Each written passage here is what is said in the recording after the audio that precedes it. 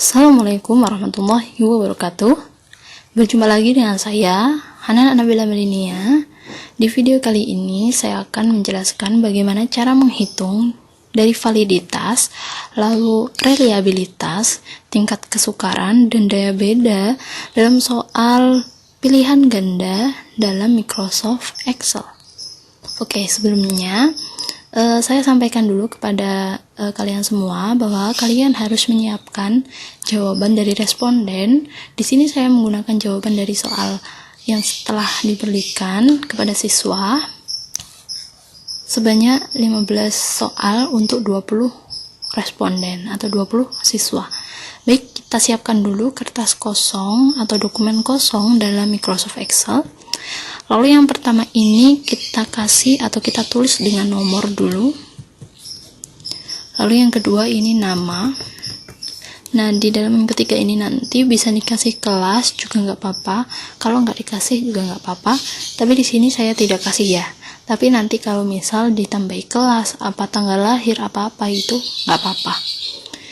Langsung ini butir soal. Butir soal ini nanti isinya adalah soal-soal, berapa soal yang akan kita yang telah kita miliki atau yang diberikan. Di sini saya menggunakan 15, jadi langsung saya tulis saja.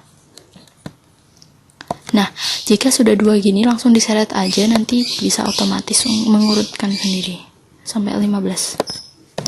Oke, ini kita rapikan dulu.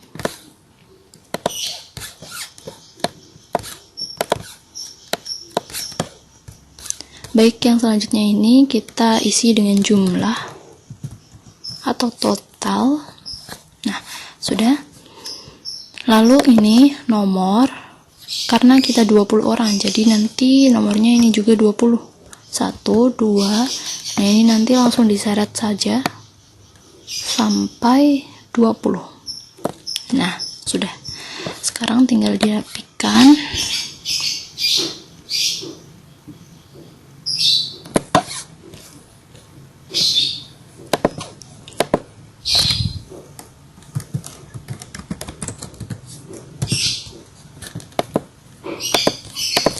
Oke, sudah.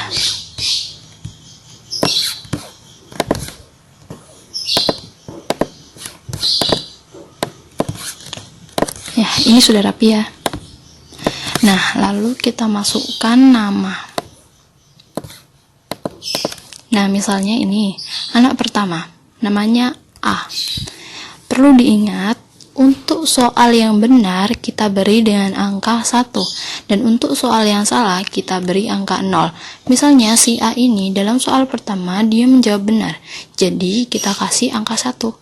Lalu misalnya dalam soal yang nomor 9 dia menjawab salah, jadi kita beri dengan angka 0. Nah, seperti ini. Dan saya sudah punya datanya terlebih dahulu.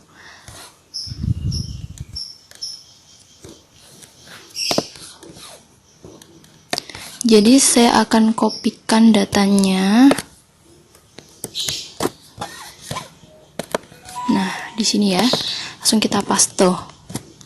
Oke, sudah tercopy. Ini data yang saya miliki. Baik, yang selanjutnya yaitu kita menghitung jumlah.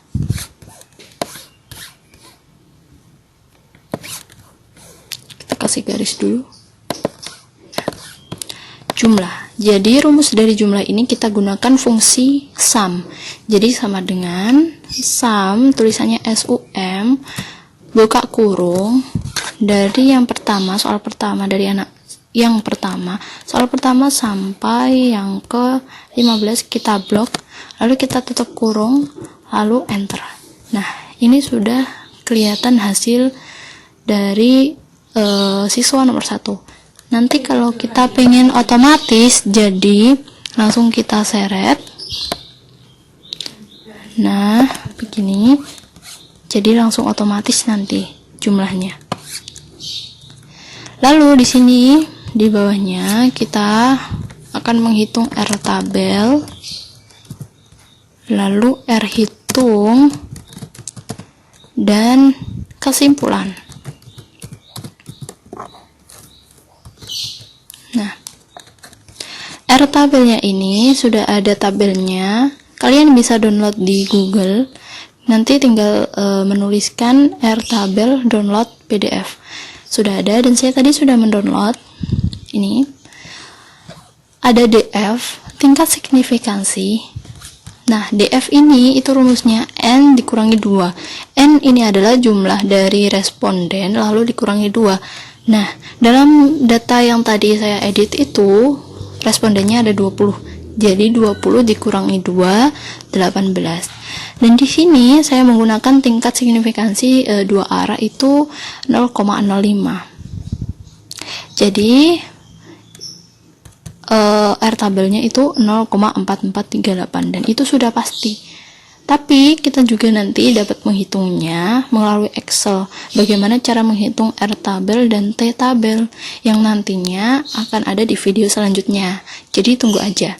Nanti saya akan share bagaimana cara menghitung Airtable dan T-Table dalam Microsoft Excel. Nah, ini saya tulis ya, 0,4438 Airtable untuk 20 responden. Ini langsung kita seret saja karena pasti sama semua.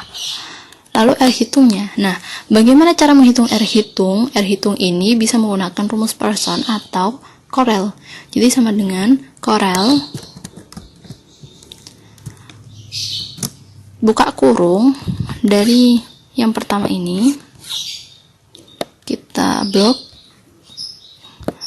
Nah, lalu di sini perintahnya adalah disuruh untuk titik koma. Habis array 1 ini titik koma, jadi saya tulis juga titik koma karena nanti kadang ada di laptop lain itu nggak pakai titik koma tapi cuma koma aja atau dengan yang lain. Nah, lalu array 2 nya kita jumlah ini, dari jumlah kita blok sampai bawah, lalu kita tutup kurung, enter. Nah, ini adalah R hitung dari soal pertama. Lalu misalnya kita akan menghitung dari soal yang kedua, kayak tadi, sama dengan Corel,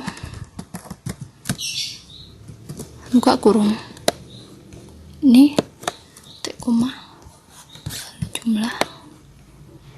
Nah, ini tidak bisa langsung kita seret otomatis sebelum dikunci, jadi harus kita kunci terlebih dahulu agar nanti bisa diseret. Nah, cara menguncinya adalah dengan menekan F4. Nah, langsung terkunci. Bagaimana sih tanda terkunci itu? Kalau ada lambang kayak dolarnya ini. Jadi di R2 nya juga kita kunci F4. Oke, ini sudah terkunci yang bagian belakang, jadi nanti tidak akan bisa berubah sampai akhir. Nah, kalau ini bisa langsung kita seret. Nah, sudah ketemu hasilnya. Dan bagaimana sih validitas itu? Validitas itu jika R hitung lebih besar daripada Airtable, maka dia disebut valid. Ya, ini perlu diperhatikan baik-baik.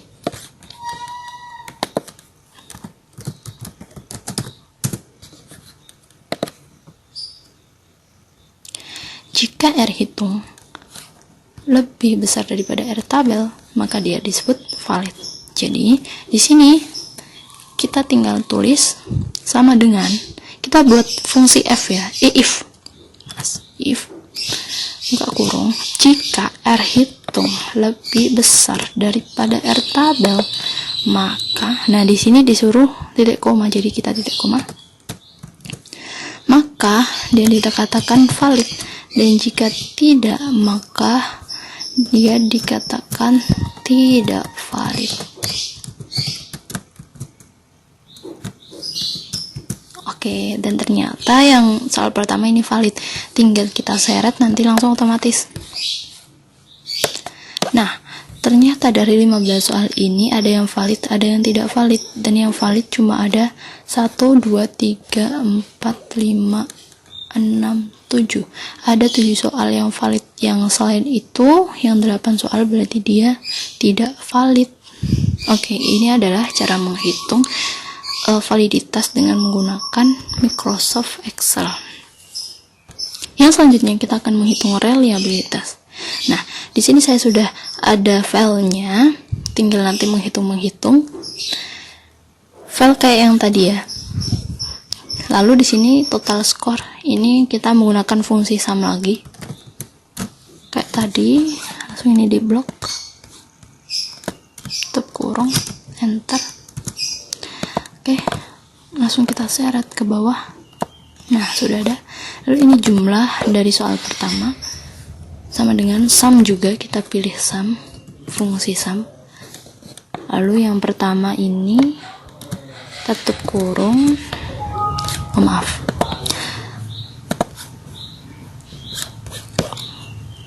ya, kita ulangi lagi, sum dari ini sampai ini, tutup kurung, enter. Nah, ini langsung kita seret aja, nanti langsung otomatis keluar semua. Lalu yang selanjutnya adalah n. N di sini adalah jumlah butir soalnya. Jadi di sini jumlah butir soalnya ada 15. Jadi langsung kita tulis 15 saja.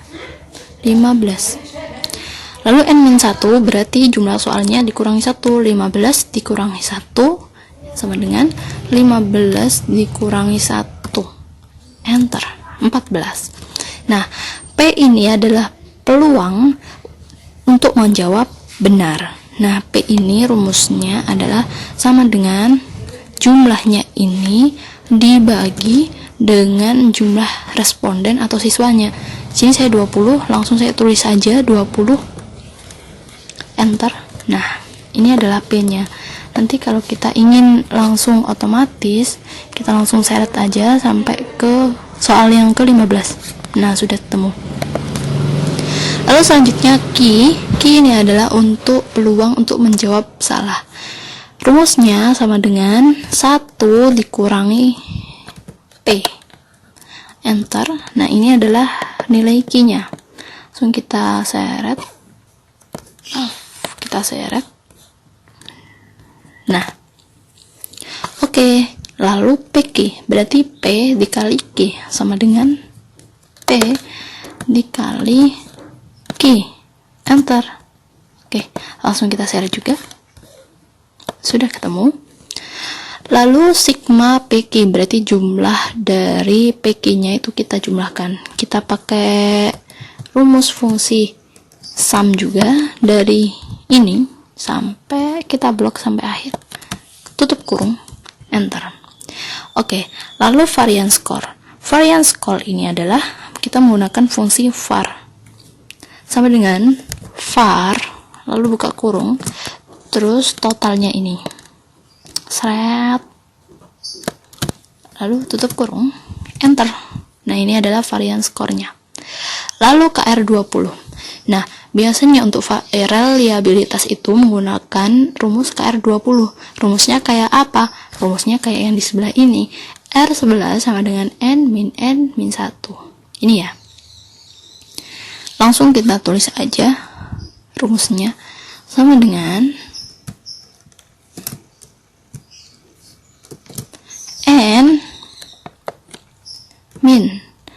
N-1 tutup kurung dikali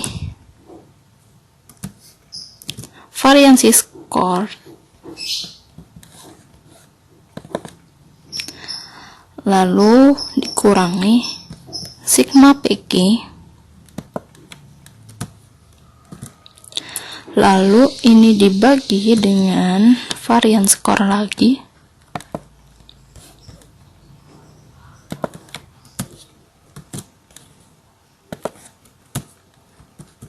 Nah, ini langsung kita enter.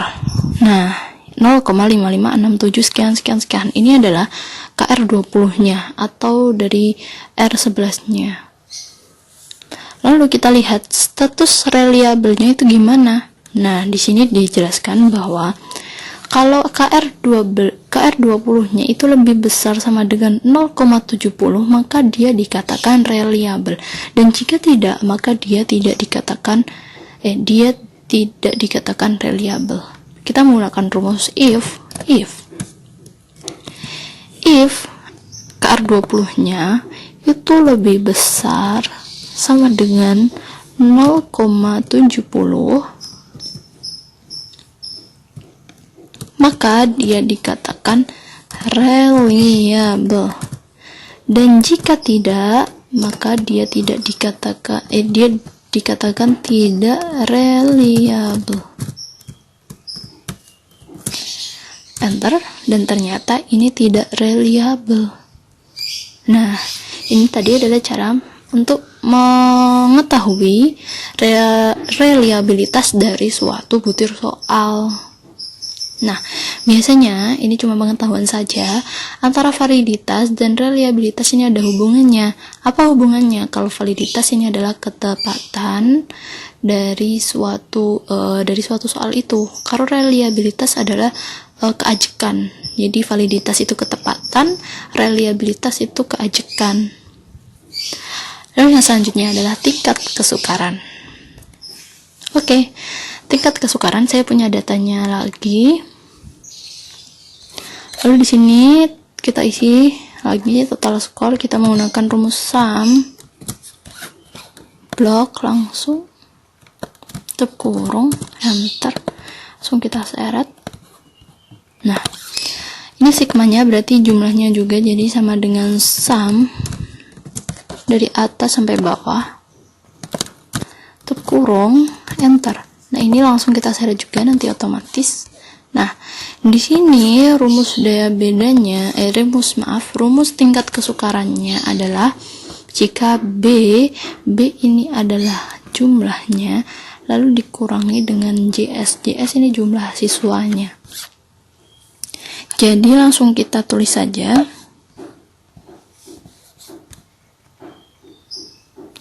sama dengan sigmanya ini atau B dibagi dengan jumlah siswanya ini 20, langsung saya tulis 20, enter. Nah, 0,95. Lalu kita seret. Nah, sudah ketemu.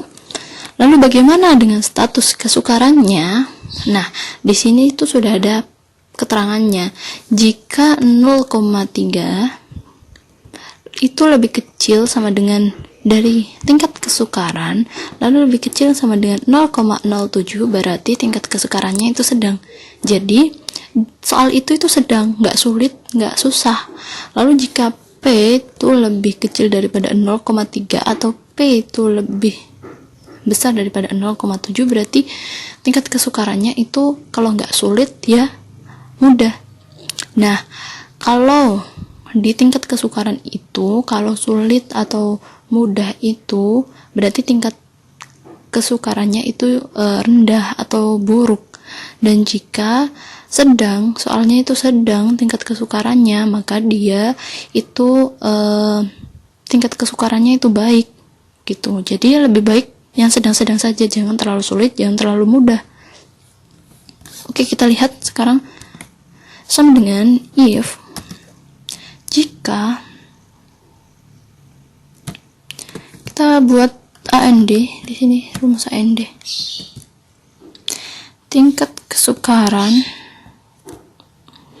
itu lebih besar sama dengan 0,03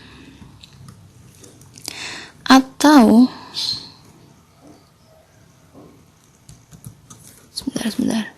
atau tingkat kesukaran itu lebih kecil sama dengan 0,7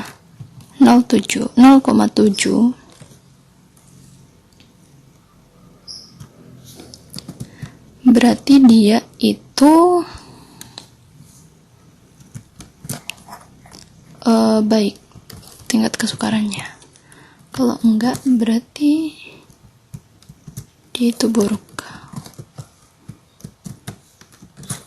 Nah, ternyata yang soal nomor 1 ini buruk. Kita lihat Oke, dan di sini diketahui bahwa dari 15 soal itu cuma ada 1, 2, 3, 4 soal itu yang baik. Jadi dia tuh soalnya nggak mudah juga nggak sulit, dia sedang-sedang saja. Kalau yang buruk tadi itu, yang buruk ini, itu bisa jadi dia soalnya itu terlalu sulit atau terlalu susah. Dan ini adalah cara untuk menghitung tingkat kesukaran. Sekarang yang terakhir adalah kita menghitung daya beda. Kita sediakan ya kayak tadi lagi, lalu kita total skorkan sama dengan menggunakan rumus sum lagi, 1 sampai 15 tuh kurung enter, langsung kita. Nah, dalam daya beda ini kita harus bedakan antara kelompok atas dan kelompok bawah.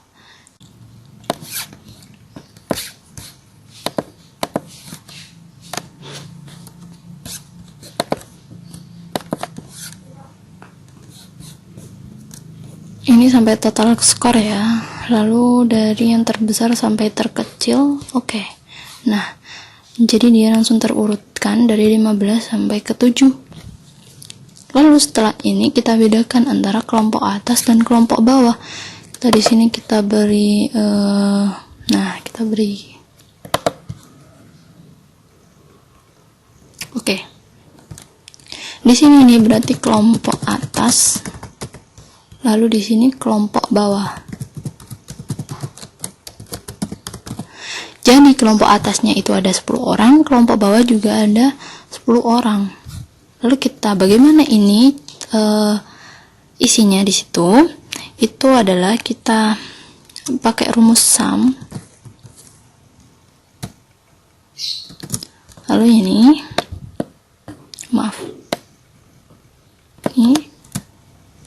kita bagi dengan jumlah siswanya. Ini kan ada 10, jadi langsung kita tulis aja 10. Oke. Kita seret. Nah, sudah. Begitu juga dengan kelompok bawah ini. Sama dengan sum. Lalu ini. Jangan sampai salah blok ya. Itu nanti akan fatal sekali. Dibagi dengan 10 orang. Kita seret. Nah, sudah diketahui BA dan JA-nya. Lalu daya beda ini rumusnya adalah sama dengan kita ini menggunakan K1 ini ya. Kelompok yang atas kita kurangi dengan kelompok yang bawah. Enter. Lalu ini tinggal kita seret, nanti akan otomatis semua. Dan ini adalah daya beda dari setiap soal. Lalu bagaimana dengan statusnya? Di sini disebutkan bahwa jika daya beda itu lebih besar sama dengan 0,3, maka daya bedanya itu baik. Jadi langsung kita tulis, kita pakai rumus jika daya bedanya itu lebih besar sama dengan 0,03, maka dia baik. Lalu kalau tidak, maka dia tidak baik.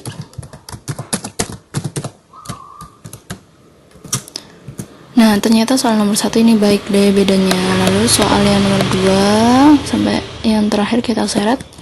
Dan ternyata yang tidak baik cuma ada beberapa, 1, 2, hanya ada 2 soal yang tidak baik daya bedanya. Ini tadi rumusnya ya.